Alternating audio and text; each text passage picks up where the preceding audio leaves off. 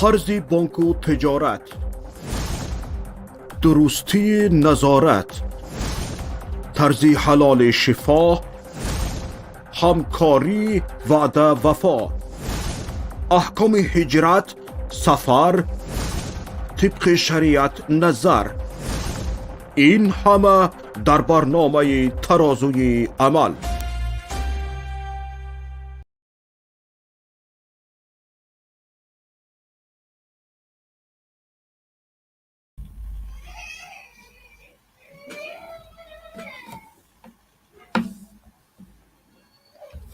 بسم الله الرحمن الرحیم. السلام علیکم و رحمت الله و برکاته.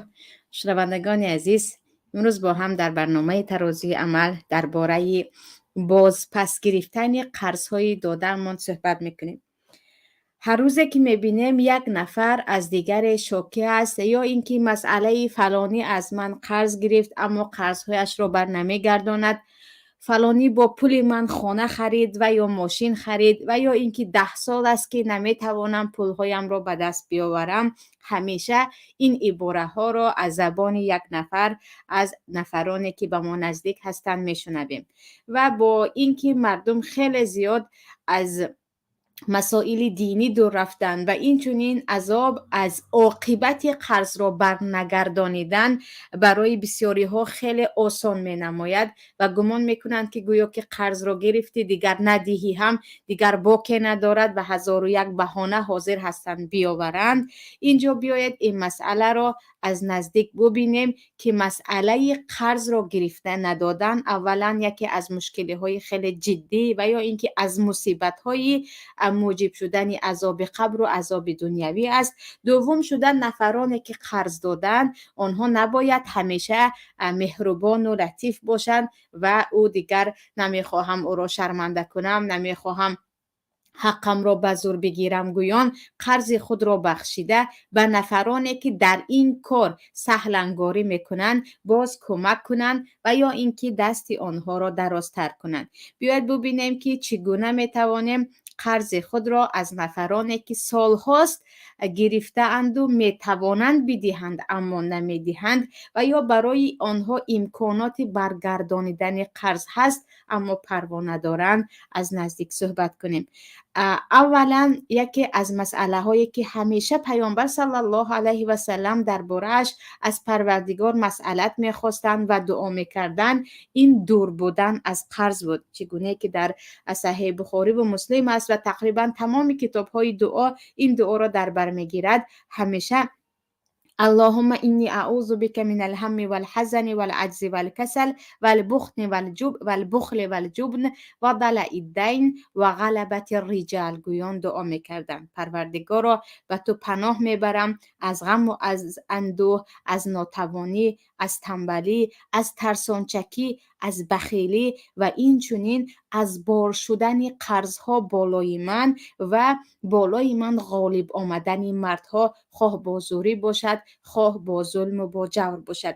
و در حدیث نسائی آمده است که یکی از صحابگان میپرسد که پیامبر الله همیشه شما رو من میشنوم که اللهم اینی اعوذ بک من المغرم والمأثم، میگوید من از قرضدار شوی و از گناه کردن و تو پناه میبرم. میگوید چرا اینقدر درباره قرض از الله دعا میکنید که پروردگار مرا از جمله قرضداران نگردان؟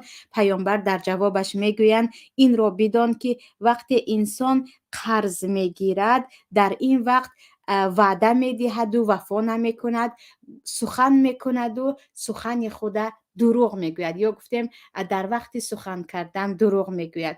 برای آنکه قرض سبب مصیبت ها در دنیا میشود انسان را دروغگو میکند، انسان را وعده خلاف میکند. برای همین هم من همیشه دعا میکنم که پیامبر میگویند من دعا میکنم که از جمله قرضداران نگردم. ولی وقتی میگویم پیامبر خیلی در این باره از الله طلب میکردن، معنیش این نیست که تو قرضدار نباشی. برای آنکه در زندگی حالتهای میشود که قرض نگرفته علاج نیست، یعنی به یک حالت افتاده که خواه ناخواه باید قرض بگیری. و حتی پیامبر صلی الله علیه و سلم پیش از مرگ خود هم قرضدار بودند، البته با مقداری کم، ولی شاید برای اون که به امتان خود فهمونند که می شود که حتی خوراک قرض گرفت، حتی از یهودی قرض گرفت، ولی در برابر قرض به او گرو داد. و معنای این که قرضدار بودن این یک مصیبت است، این همان معنا را ندارد که هرگز قرض نگیرید. نه، قرض گرفتن در حالتهای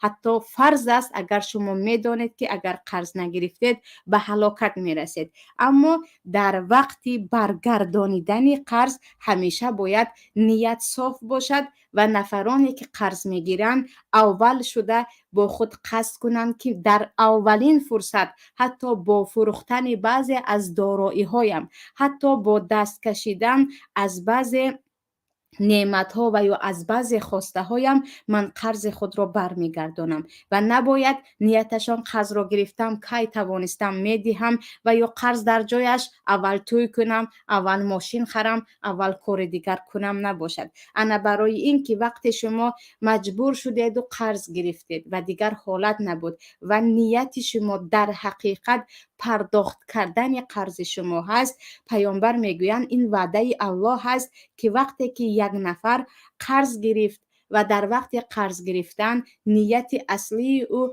فریب کردن مردم نه، بلکه من قرض گرفته خودم را میدی هم گفت، انا در اینجا الله به او کمک میکند. و در صحیح بخاری حدیث پیامبر است که میگویند من اخذ اموال الناس یرید اداءها ادى الله عنه و من اخذ یرید اتلافها اتلفه الله. وقتی که قرض گرفتید و مقصد و نیت اساسی شما پرداخت کردن قرض در اول فرصت است، انا در اینجا الله به شما کمک میکند، یا گفتیم الله خودش قرض شما را به هر راه پرداخته میکند.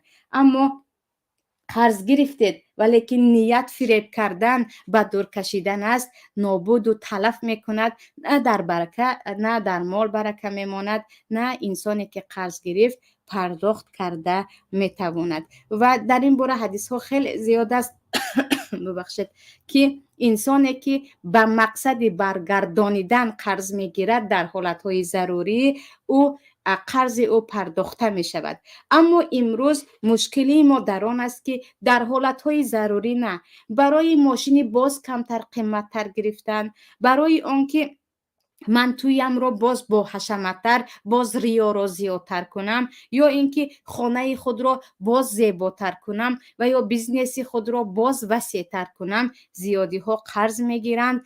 آن هم نیتشان در اولین فرصت پرداخت کردن قرض نه، در اولین فرصت باز تجارت خود را وسیع کردن یا به جای دیگر اون پول را صرف کردن. اما نفری که قرض داد او دیگر کی میگیرد دیگر خدا خودش میداند.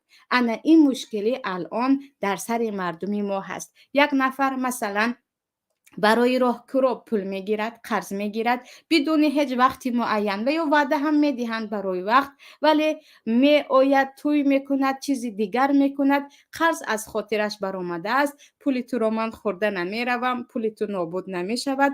انا با همین سالها حتی میگذرد و پول را بر نمیگیرد.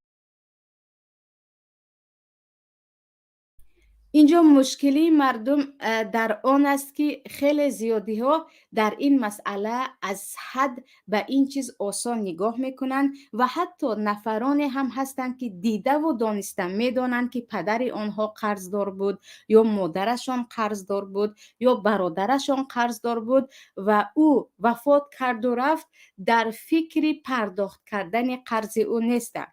میگویند او دیگر مرد، با خودش باید این مسئله را حل کنیم. میراث او را میگیرند.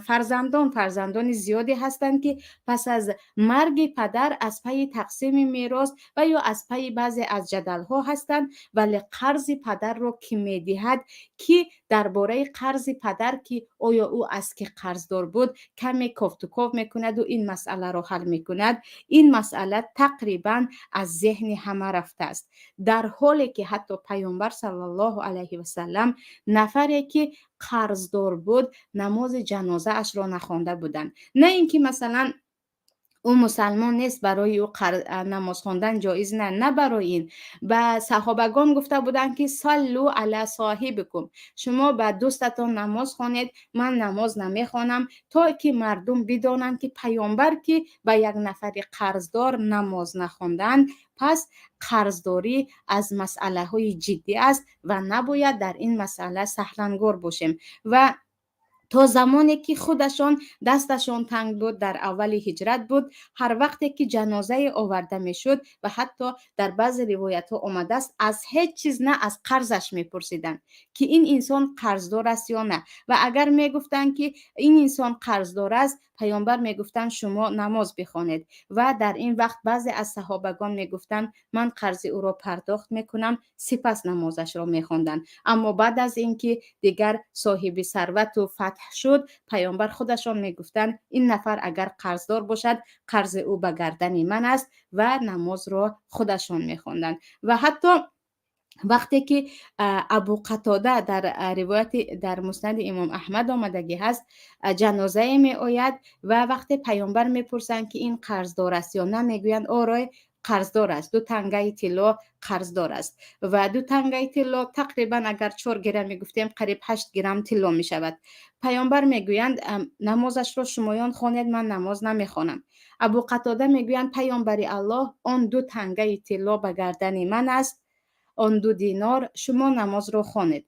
پیامبر میگویند در این وقت هم نماز را شروع نکرده، به خود ابو قتاده نگاه کرده میگویند ابو قتاده، با همین تو پول را یعنی قرض را به گردنت گرفتی و این نفری که الان میت است دیگر گردنش از قرض آزاد شد. ابو قتاده میگوید نعم، من دیگر قرض را به گردن گرفتم. سپس پیامبر نماز او را میخوانند. پگهش یعنی فردای همین روز ابو قتاده را در کوچه دیده پیامبر میپرسند که آن 2 تنگه را دادی یا نه. ابو قتاده میگویند دیروز میت مرد، من امروز ندادم. اما فردایش میآید و میگوید پیامبر الله، من آن قرض را دادم. انا در اینجا پیامبر میگویند الان جلد او یعنی پوست او دیگر خنک شد، سرد شد، یعنی تا هنوز تا همان زمانی که تو قرض را پرداخت نکردی او دیگر در عذاب قبر بود و میسوخت. انا اکنون که تو کاملا پرداخت کردی دیگر عذاب قبر از او رفت. و اینجا نفران زیادی هستند که هیچ پروایی ندارند درباره قرض پدر، قرض برادر، در حالی که میتوانند اگر خودشان شخصی پرداخت کرده نتوانند هم برای آنها امکانیت های دیگر مثل اینکه خانه او را فروشند و یا یگان داراییش را فروشند و یا اینکه از سهم میراثی که آن نفر در خانه پدر و مادر دارد از آن جدا کنند و گویند این قرض برادر ما و یا خواهر ما می باشد. و حتی برای شهید که در راه الله جانش را داده است تمام گناهایش بخشیده می شود بجز قرض، که این مسئله از مسئله های نیست که ما با همین این انسان اگر بخشید تمام گوییم. تا روز قیامت حتی عذاب قبر موجب است برای نفران قرضدار. انا در اینجا اساساً برای اولیا و یا خش و تبار میت خیلی این مسئله جدی هست که خیلی هم میپرسند که فلانی از من قرضدار بود، وقتی وفات کرد برادرش میتواند یا هم فرزندش میتواند یا همسرش یکی از دارایی های شوهرش را فروخته قرض مرا پرداخت کردن میتواند. اما آنها بی‌پروا هستند، گویا که با وفات کردن دیگر از قرض آن نفر آزاد شده باشد، در حالی که نه در قانون دینی نه در خود اخلاق انسانی یک نفر پس از وفاتش هم قرض او را از اموال او باید فروخته پرداخت کرده شود. دیگر مسئله که در ما هست چگونه که گفتیم خیلی ها هستند که امروزها قرض خود را باز پس گرفته نمیتوانند. هرچی میکنند نفری که قرض گرفته است یا به این بهانه یا به آن بهانه قرض را برنمیگرداند. در اینجا چیکار کنیم که آن نفر قرض ما را دهد؟ آن هم مشکلی در آن است که مثلا خودی کورس پولها یا گفتیم قدر و قرب اسعار هر روز دارد بالا می رود، پایان می فراید. نفران زیادی هستند که 10 سال پیش با $100 قرض داده بودند و آن وقت سامان خیلی قربش بالا بود. انا امروز اگر می خواهند $100 را برگردانند، قرب سامان اگر با سامان برگردانند خیلی زیاد می شود. اینجا هم مشکلی می شود. و از طرف دیگر خیلی از نفرانی هستند که سرمایه های جمع کرده خود را به این وعده و یا آن وعده برای 2 روز به مهلت 1 ماه به یک نفر قرض می دهند، سپس نمی توانند آن را برگردانند. در اینجا چیکار کردن را نمیدانند و در بین دو راه میمانند. پیش از همه در تاجیکستان از طریق قانون و از طریق سودیه این را اگر برگردانیم قرض خود را گفتیم، در تاجیکستان امروزه که عدالت نه در حکومت هست و نه در سود هست و نه دیگر یگان ساحه های حکومتی، اصلا یک قرضدار به حق خود رسیده نمیتواند. یعنی بر الان نفرانی هستند که پول مردم در جیب آنهاست یا به گفته خودمان در کرمان آنهاست، اما با سود هم حتی غالب می آیند و پول مردم رو برگردانیدن نمی توانند. از روی شریعت اگر نگاه کنیم، وقتی که قرضدار هستی، وقتی صاحب پول یا اینکه نفری که پول داد او حق دارد برود و به قاضی شکایت کند، به همان سودیه شکایت کند و بگوید که این نفر از من قرض گرفت و بعد نگردانیده ایستاده است. در اینجا سودیه امر میکند که تو در همین مدت یا کار کرده، یعنی یک مدتی کوتاه پول ها را برمیگردانی یا اینکه خانه ات را میفروشی و یا یکی از دارایی های خودت را میفروشی و پول این را برمیگردانی، وگرنه زندان میکنیم. و زندان فقط همین نیست که تو در زندان داخل میشوی دیگر از قرض و از پولها خلاص در آنجا خوب میکنی، نه، در داخل زندان وقتی هستی دارایی های بیرون را آنها حساب کرده میفروشند و به قرض پرداخت میکنند و یا اینکه خودش را مجبورند به یگان کار میمانند تا اینکه او کار کرده این قرض ها را برگرداند.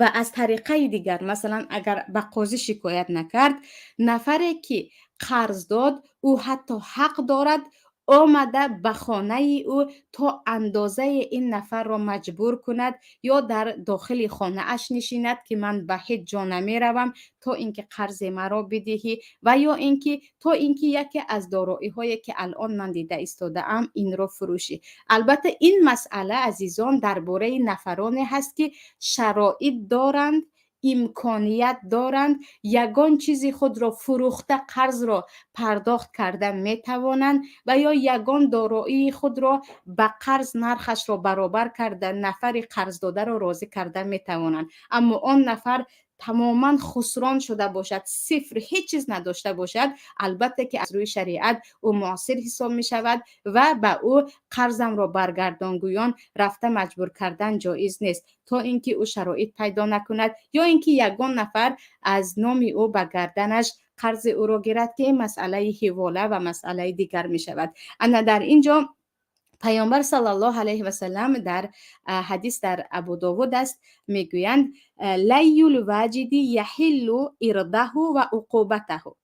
وقتی که یک نفر قرضدار شرایط دارد او واجد است، او میتواند قرض را برگرداند اما بر نمیگرداند، حلال هست برای شما هم او را به آبرو کنید و هم او را جزا دهید. و البته جزا دادن به بالای گردن نفر قرض داده نیست، این را قاضی میکند و صاحبان سلطه یا حکم میکنند که زندانش میکنند یا اینکه مجبوری به یگان جا به کار میمانند که همه روزه کار کرده ات را تو به صاحب قرض میدهی. اگر او از نفرانی باشد که دیگر قوت جسمانی برای کار کردن و شرایط کار برای او هست، اما ارز او یعنی او را به آبرو کردن، او را گفتیم آمده شرمنده کردن، اگر او صاحب پول هست ولی پول را بر نمیگرداند و در خانه اش خواب است و اصلا در فکر برگردانیدن قرضهایش نیست، انا در اینجا نفرانی که قرض گرفتن برای آنها جایز هست که در حالی که آبروی یک مسلمان را بردن حرام است و در این باره حدیث مشهوری در حجة الوداع گفته پیامبر است، ولی در این حالت که این انسان حق الله را و حق یک انسان را پایمال کرد، انا این نفر را شرمنده کردن و یا اینکه به خانه اش آمده مجبورن حاضر اگر حق مرا ندادی من از اینجا نمی روم، و یا اینکه در بین خیشهایش رفته خیش و تبار او را ندا کردن که بیاید این نفر خیشتان که شرایط دارد و پولم را نداده ایستاده است بگذار پولم را برگرداند، گفتن این به هیچ گناه نمیبرد.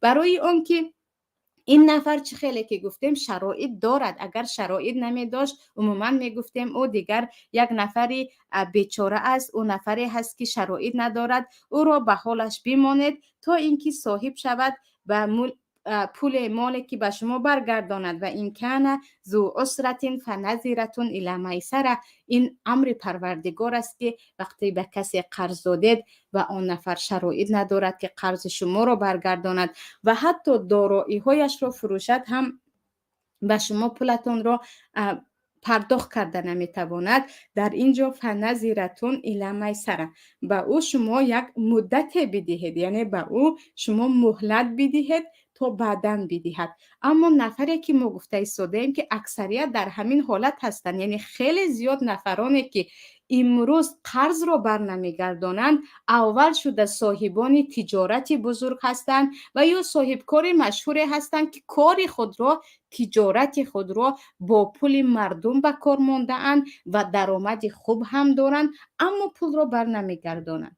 و یا اینکه نفرانی هستند که هر روز میشنویم که یا این خریدن یا آن خریدن اما پول مردم را در فکر برگردانیدن نیستند. انا اینها ظالم هستند و در فتح الباری حتی میگویند فاسق هستند، نفرانی که در گناه کبیره غوطیده هستند و اینها را به آبرو کردن هیچ گناه ندارد و شما می توانید که حتی به خانه اش رفته از خانه اش خارج نشوید تا پولم را ندادی نمی روم، و یا اینکه در بین در بین خیش و تبارش یا اینکه هر روز یک نفر را فرستید که بیاید به من پولی مرا ستاند و پولی مرا گرفته دهد، گویان خیش و تبار او را هم به میان اندازیم. و امروز اما بعضی ها مثلا میگویند به کجا شکایت کنم، به کی شکایت کنم، خیش و تبار خودم هست و شخصا میدانم که شرایط خوب دارد، خانه های خوب دارد، یک گوشه خانه اش را یا یک گوشه از چیزهای خانه اش را اگر فروشد قرض مرا پرداخت میکند، یک دانه انگشتر طلا اش را اگر دهد هم قرض من پرداخت می شود. اما از پی این نیست، من هم شرم میکنم، یک بار گفتم، دو بار گفتم، سه بار گفتم نشد، دیگر خاموشم. اکنون من چیکار کنم؟ البته یک بار، دو بار، سه بار گفتید، باید 4 بار و 5 بار و تا 1000 بار گفت. و حتی بعضی از نفرانی که آن نفر از او مثلا حیف میکند، آر و شرم دارد که میشود او را به خانه اش فرستاد که او رفته بگوید شما که صاحب مال و چیز هستید پولی آن نفر رو دهید، حتی با پدرش، با برادرش، با نفران دیگر، یا عموما یک نفری که در بین مردم آبرو دارند که این گونه نفران در همه جا هستند. انا در ما نه روی نگری میکنن، یک بار گفتیم نشد، دو بار، با همین به حالش میمونن، اما با ویلا کنان تمام عمر میگردن، در حالی که وقت حقش خود را ستانیدن نتوانستید، در حالی که راه هست برای ستانیدن و جز خود نباید کسی دیگر را ملامت کرد، برای آنکه راه ها برای شما هست. و آن نفر هم در عین حال چگونه که گفتم حتی صاحب آبرو باشد، حتی شهید در راه الله باشد، هم با اون قرضی که پرداخت نکرد اول شده نفری که امام مردم است، امام جماعت است و مردم او را همچون یک امام خود قبول کردن، نباید نماز جنازه او را خواند که همه بدانند که امام جنازه فلان قرضداری که شرایط دارد و نداد نخواند. پس از این خیش و تبارش هم باید بدانند که این نفر تا زمانی که قرضهایش پرداخت نشد در عذاب ابدالآباد میماند، مگر اینکه قرض او را یک نفر گرفته پرداخت نکند. و در مسئله این که وقتی که قرض یک نفر را گرفت، یک نفر از شما قرضدار است، یا اینکه یک نفری که شما از او قرضدار هستید میتواند با شما مناسبتی بد کند، کمی خشن باشد. حتی سبحان الله حدیث است، حدیث در بخاری هست که پیامبر صلی الله علیه و سلم از یک مرد یک شتر به قرض گرفته بودند. سپس بار آن مرد می آید فاغلظ له، حتی غلیظی میکند به پیامبر که شترم رو گرفتی، قرضت رو بده، چیکار کرده ایستاده، های مردم این قرض مرا نداده ایستاده است، یعنی آمده داد و فغان و غوغا میبردارد. سپس صحابگان آمده میگویند چی به ادبی هست، بالای رسول الله یک نفر اینقدر داد و فغان دارد. پیامبر با آن اخلاق خود برآمده نمیگویند که آره من پیامبر الله هم در این زمان گفته من یک رئیس کل این مردم هستم، اینها را نگفته، میگویند دعوه فإن لصاحب الحق مقالا، او را به حالش گذارید، او صاحب حق است، صاحب حق دارد که بگوید. برای او یک شتور مثل شتور خودش پیدا کنید و آن را برگردانید. سپس صحابگان آمده میگویند شتوری که عیناً مثل شتور خودش هست ما پیدا نکردیم. پیامبر میگویند از آن هم بهتر و قیمترش را بدهید.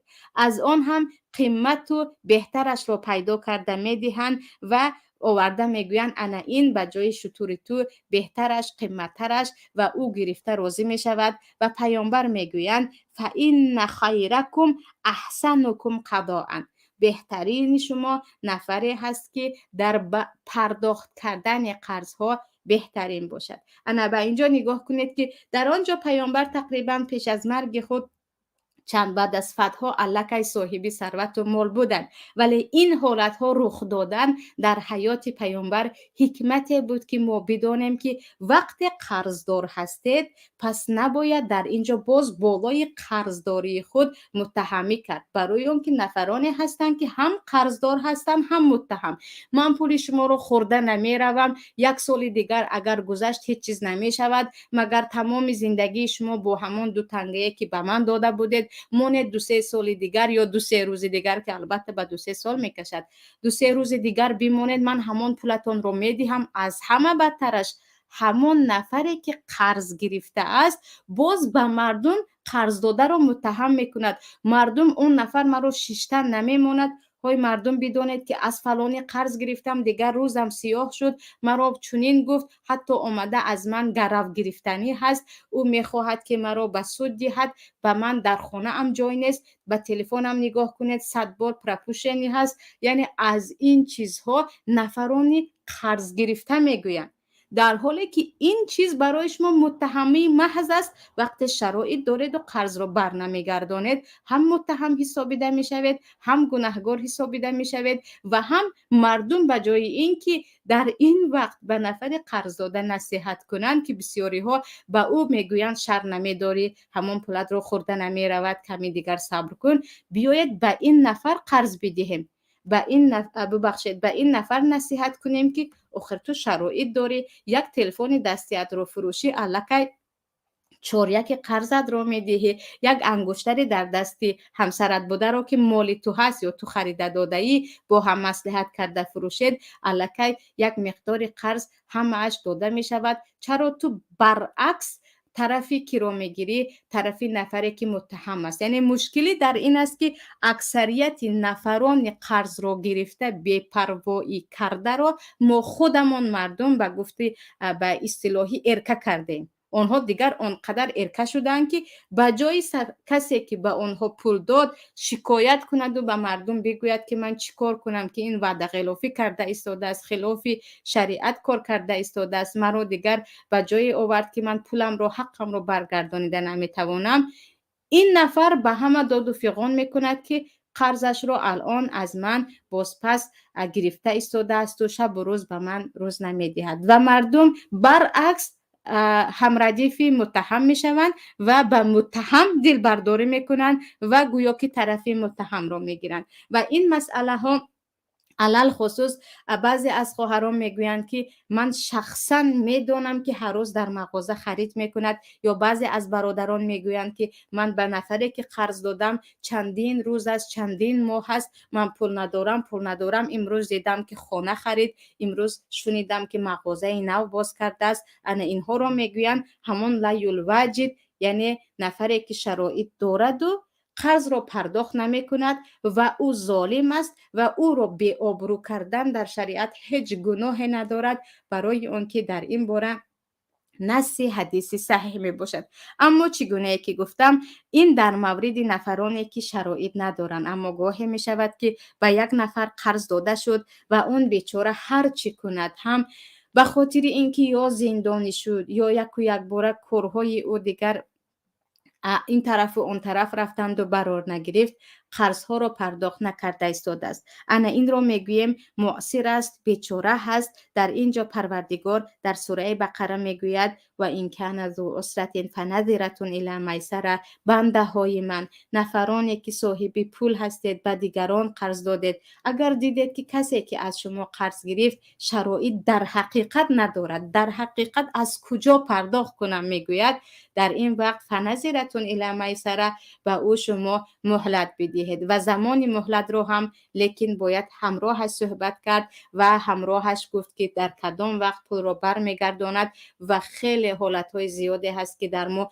میتوانیم دارایی خود را فروخته پرداخت کنیم، اما نه، کسی دارایی خود را فروختن را یعنی از بهرش نمی براید، همه از پی بهانه و چیزی دیگر میگردن. و علل خصوص نفران تاجر و یا نفران ثروتمندی که با پول مردم از مردم قرض گرفته تجارت به راه میمانند و تا زمانی که اون پولی که به تجارت به راه ماندن چندین کرات زیاد نشود در فکر پرداخت کردن قرض ها نیستند، در حالی که در وقت گرفتن قرض با هم عهد و پیمان داشتن که در یک ماه یا در 2 ماه یا در یک مدت دیگر برمیگردانیم. و اینجا مسئله دیگری که هست، در ما اکثریت نفران مثلا از یک نفر $3000 قرضدار بودن یا گفتیم 10,000 سومان قرضدار بودن، گمان میکنند که حتما باید همون 10,000 سومان را برگردان، یعنی گویا که اگر 10,000 سومان را برنگردانید اون طرف قبول نمی کند، در حالی که می شود که با هم البته اتفاق نامه کرده قرض ها را قسم قسم داد. مثلا یک نفری که 10,000 سومان قرضدار هست، می شود اگر سالها گذشته ایستاده است و به دست او یک لخت 10,000 سومان نآمد، 1,000 سومان هر ساله بدهد یا 500 سومان در یک مدت بدهد، حدی اقل یک مقدار پول به دست صاحب حق می آید. و این چیز یکی از سیاست های پیامبر صلی الله علیه و سلم در وقت پرداخت کردن قرض ها بود که وقت 2 نفر با هم درباره قرض تلاش میکردن یا دعوا میکردن، پیامبر به آنها میگفتند که قرض را یا الان همه نصفش را میدهی، تو باشد از نصف دیگرش گذر، یا اینکه قرض را قسم قسم کرده برای دادن روز شب. و در این باره حدیث جابر ابن عبدالله هم هست که جابر میگویند وقتی که پدری من مرد از یک یهودی خیلی قرضدار بود و بعد از این من گفتم چگونه این قرض زیادی پدرم را بدهم، که پیامبر به آن یهودی گفتند که بگذار قرض تو را یک بار نه به 2 تقسیم کرده دهد، یعنی در 2 بار نصف نصف بدهد. لیکن یهودی راضی نشد و به پیامبر صلی الله علیه و سلم وقتی من شکایت کردم که من چگونه پرداخت میکنم و حتی پیامبر گفتند یکی از باغ‌هایش را گیر، به اون هم راضی نشد، او همون تن پول خود را میخواست. سپس پیامبر به باغ من آمدند و دعا کردند تا اینکه خرماهای باغ را همش را من به قرضها پرداخت کردم و کاملا پدرم از تمام قرضهایشان خلاص شدند. یعنی می شود که صاحبان قرض دیگر من این پول رو کی میدهم گفته در خانه خواب نکرده، قسم قسم کم کم دهند و در اینجا هم به زودی از قرض خلاص می شوند. اما مشکلی ما در این است که یک که قرض زیاد گرفتیم و پرداخت کرده نمی توانیم، کاملا از آن ناامید میشویم و به جای خود را متهم کردن اون نفر را متهم میکنیم، در حالی که چگونه که این وعده پیامبر الله است، کسی که در سداد قرض خود با الله روی راست است یا گفتیم با الله خالصانه صادقانه عهد میکند که من این قرض ها را پرداخت میکنم، خود پروردگار یاور او میشود.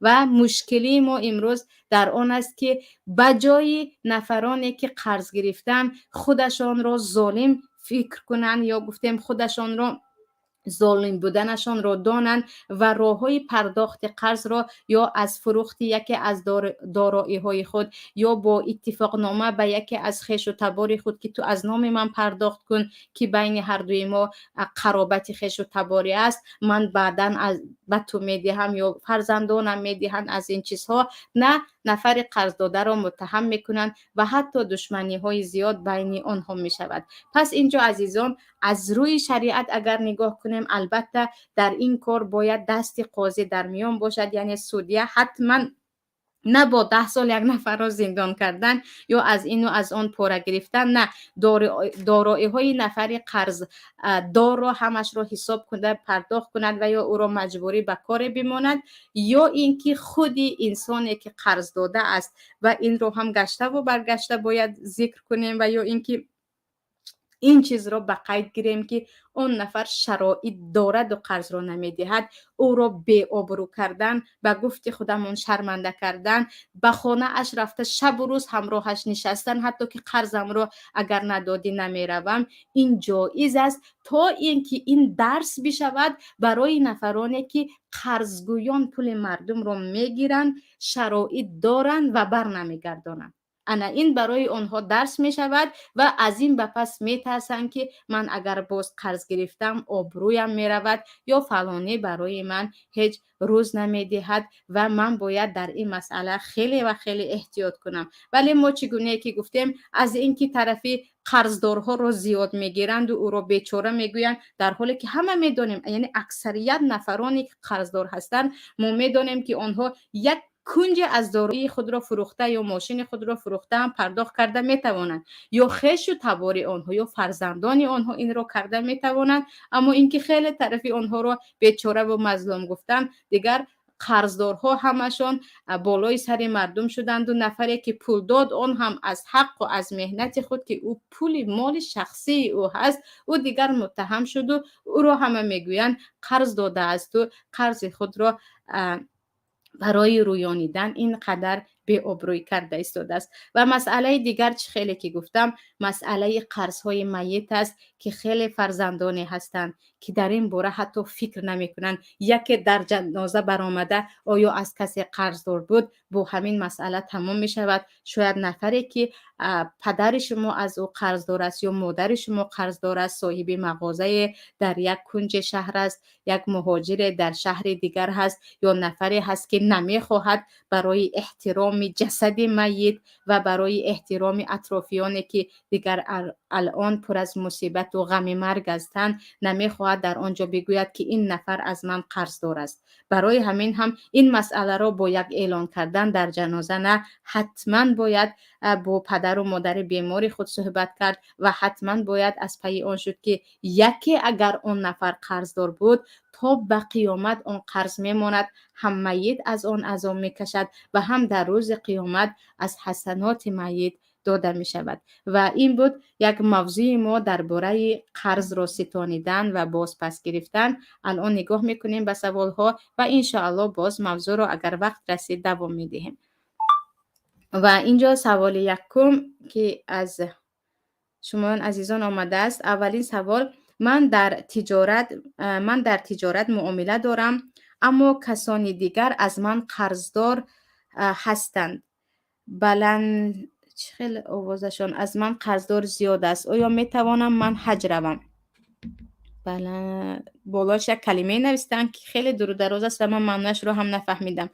معنیش این است که شما قرضدار هستید یا دیگران. اگر شما شخصا قرضدار باشید، نفری خودش شخصا قرضدار به حج رفتنش جایز نیست، درست نیست. او باید اول قرض خودش را دهد. برای آنکه قرض ببخشید حج فرض است لمن استطاع الیه سبیل، کسی که شرایط برای رفتن هم جسمانی هم مالی دارد. اما اینکه دیگران از شما قرضدار باشند هیچ رابطه ندارد. شما که از کسی قرضدار نیستید به حضور به یگان مشکلی میتوانید. اما کسی قرضدار قرض گرفته به حج رفتن زمان جایی است که شما 100% میدانید که سال آینده آن پول رو داده میتوانید. اما اینکه شما شاید آن پول را دهید ندهید، قرض گرفته حج کردن درست نیست. دویمش وقتی که شما قرض گرفته اید و آن را باید پرداخت کنید اما قرض را نداده به حج می روید، اگرچه حجتون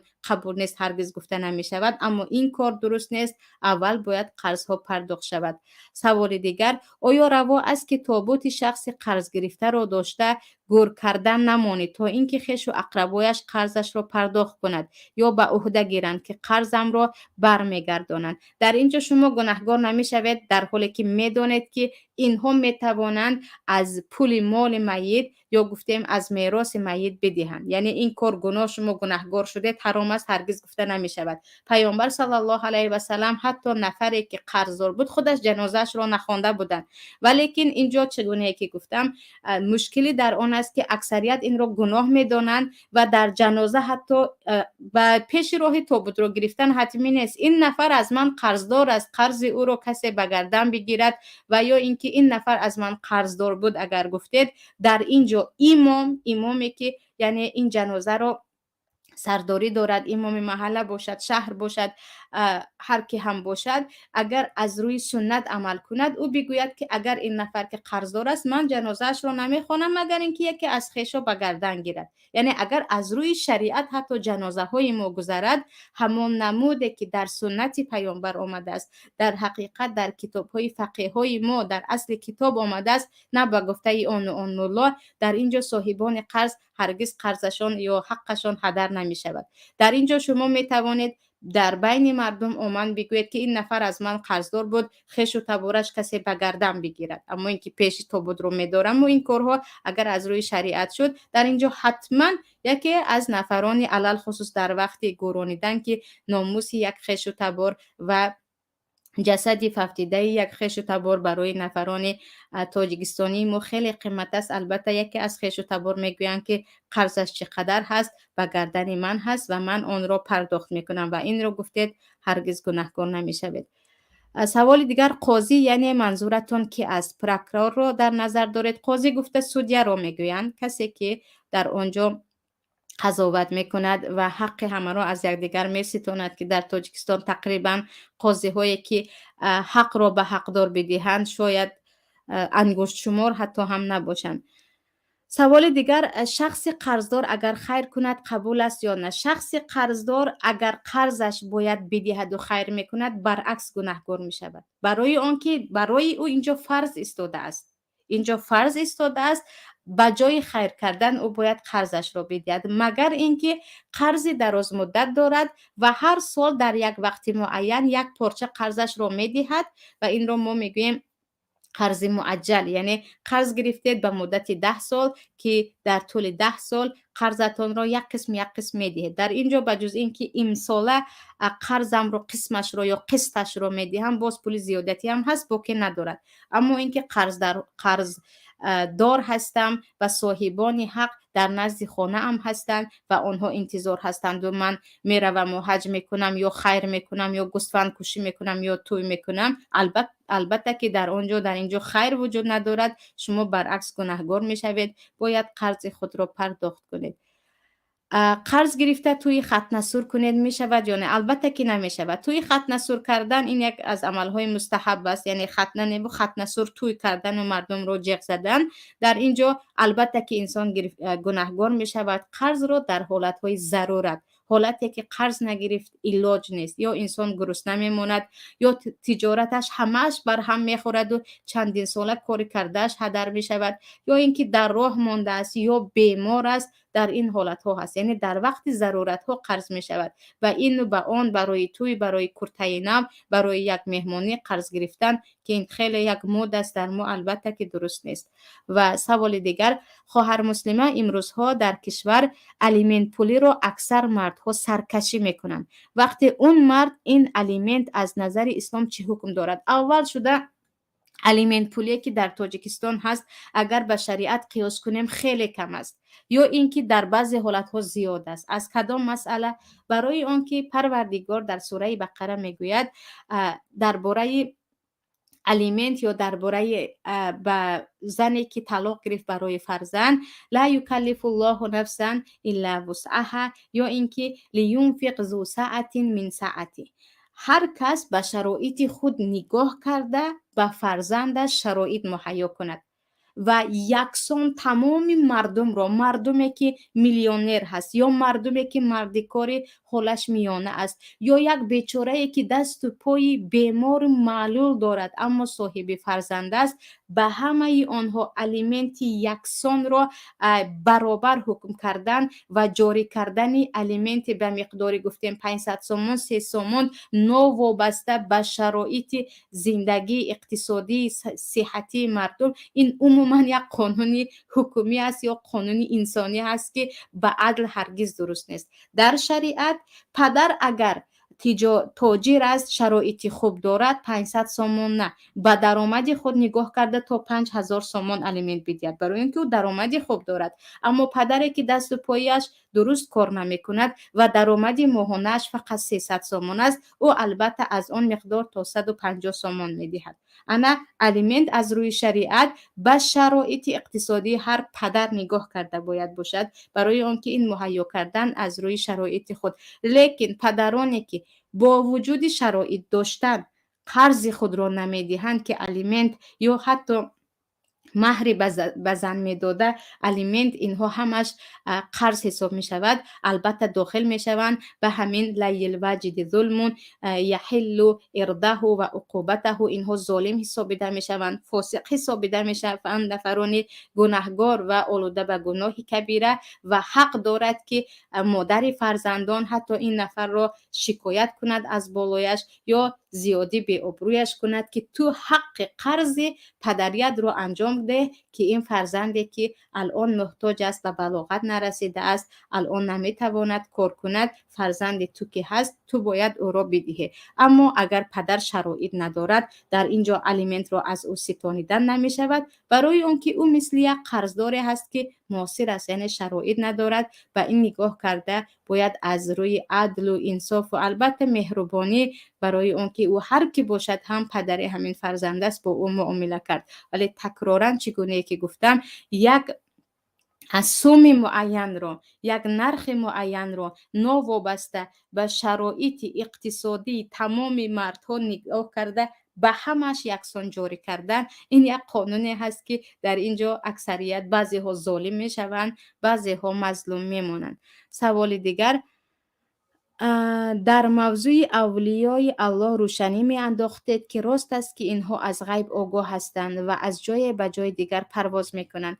درباره کرامات اولیا، از خرافات تا حقیقت که اولیا در حقیقت که ها هستند و خرافات های زیاد ما در تاجیکستان چی هست، انشاءالله یک برنامه کامل با ادله شاید همین روز جمعه آینده پیشکش شما عزیزان میکنم، برای آنکه خیلی زیاد از نفرانی هستند که ببخشید اولیای شیطان هستند، خود را اولیا اعلام میکنند، اما نفرانی هستند که کرامات اولیا را کاملا این کار میکنن، در حالی که بعضی از کرامات اولیا بود و این چیز در زمان صحابه ها هم رخ داده بود. اما اینکه پرواز میکنن چیز دیگر، خرافات است، این چنین گپ وجود ندارد. ولی در موضوع اولیا و کرامات اولیا به اذن الله روز جمعه آینده، شاید در برنامه استانه و یا دوشنبه آینده در همین برنامه ترازوی عمل پیشکش شما عزیزان یک موضوع شامل انشاءالله همش رو تیار کرده میگیریم.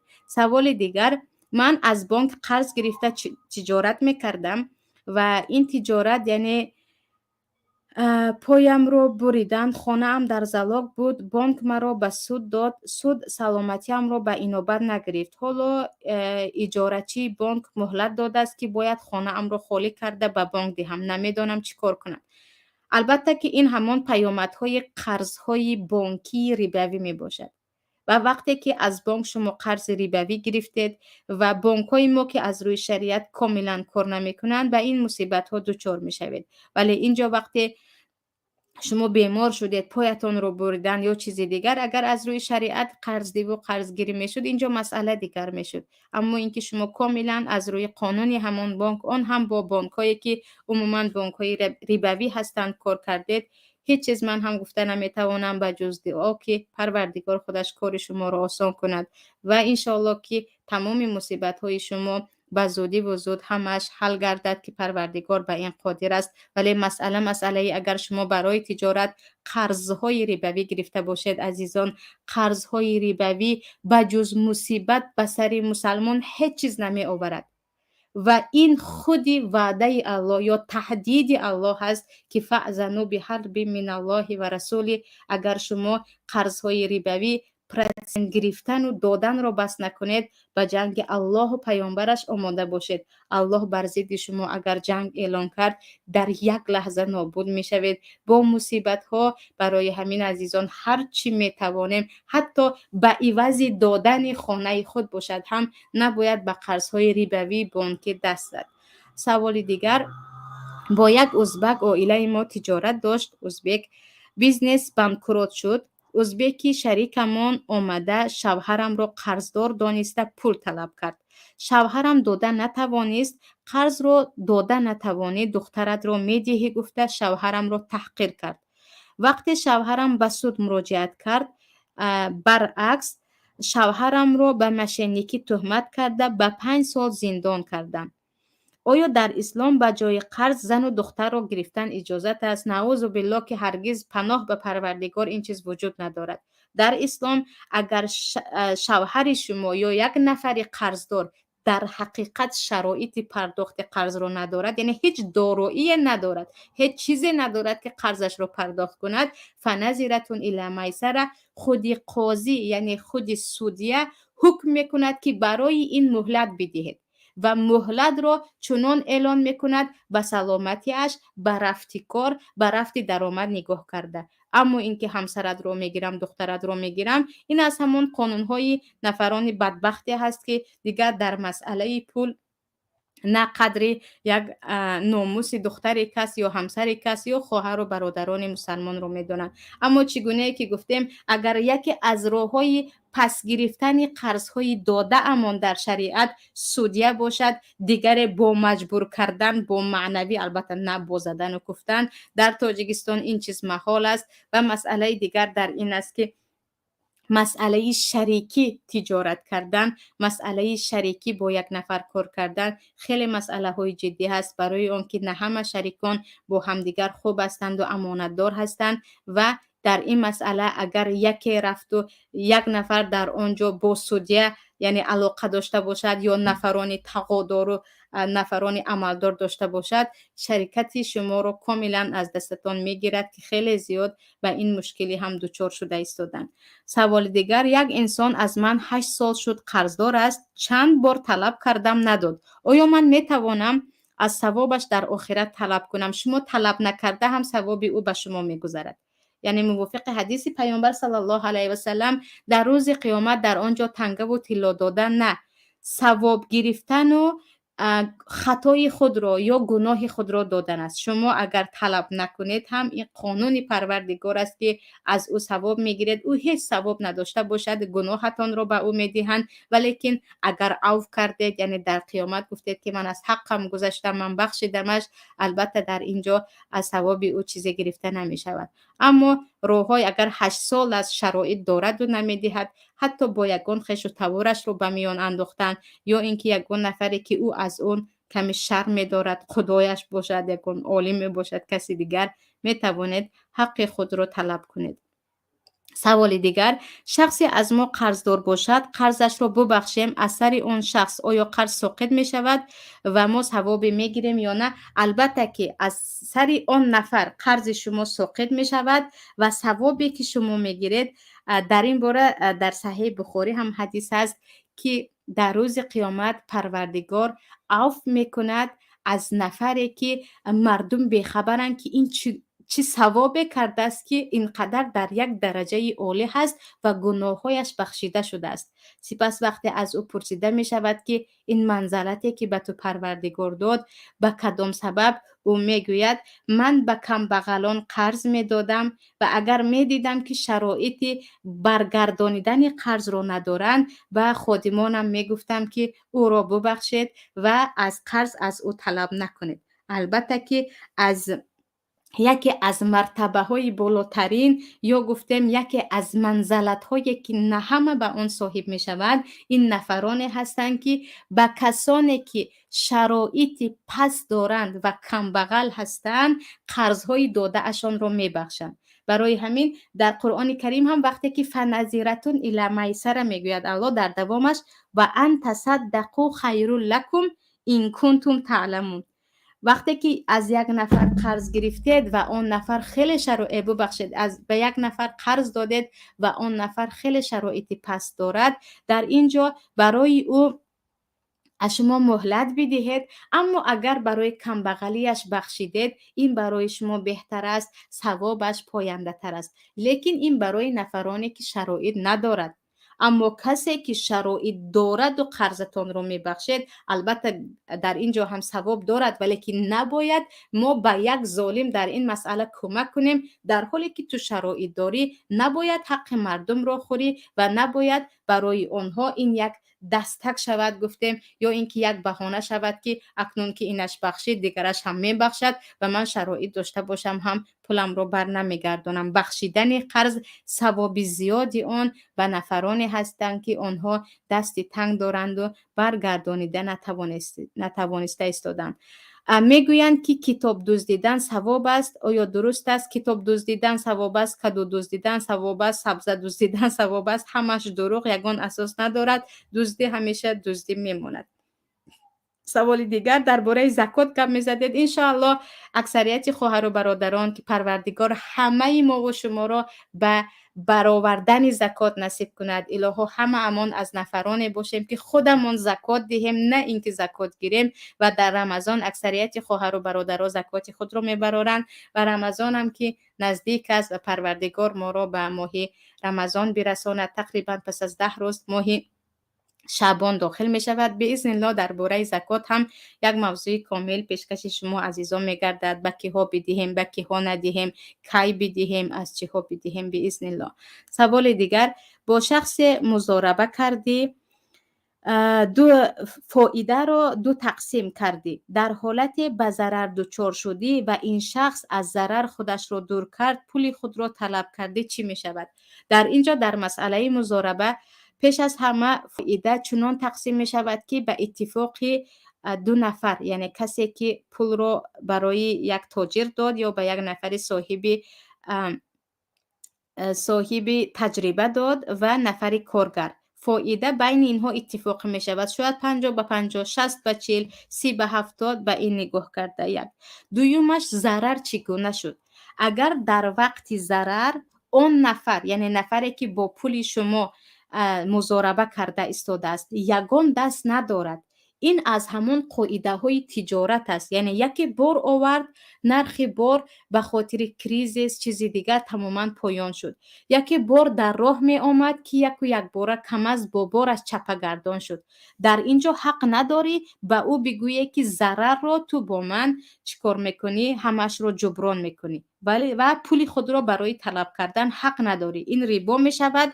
برای اون که در مضاربه اگر یک ضرر شد به صاحب مال ضرر برمیگردد و نفری کارگر به خاطر که کار کرد و فایده نگرفت ضرر میبیند. الا در یک حالت، در اینجا در حقیقت سبب ضرر نفری کارگر باشد، یعنی پول را گرفت برای مضاربه، مدت ها گذشت و تجارت نکرد، یا به یک بیزنس دست داد که عموما صاحب پول به آن راضی نشد، یا به یگان کاری خطرناک، یا عموما با یگان نفرانی دزد یا اینکه نفرانی بی‌باوری کار کرد، اینجا حق دارد صاحب پول به او بگوید یا مضارب حق دارد که بگوید که تو که خودت عیبدار هستی، تو پول مرا من پولم را از تو طلب میکنم، وگرنه با همون قاعده ها یا گفتیم با روش معمولی اگر بیزنس شما به خسارت رفت یا ضرر دید، هرگز رب المال یا صاحب پول حق ندارد بگوید که فایده با ما بود ضرر از تو است. این گونه مضاربه وجود ندارد.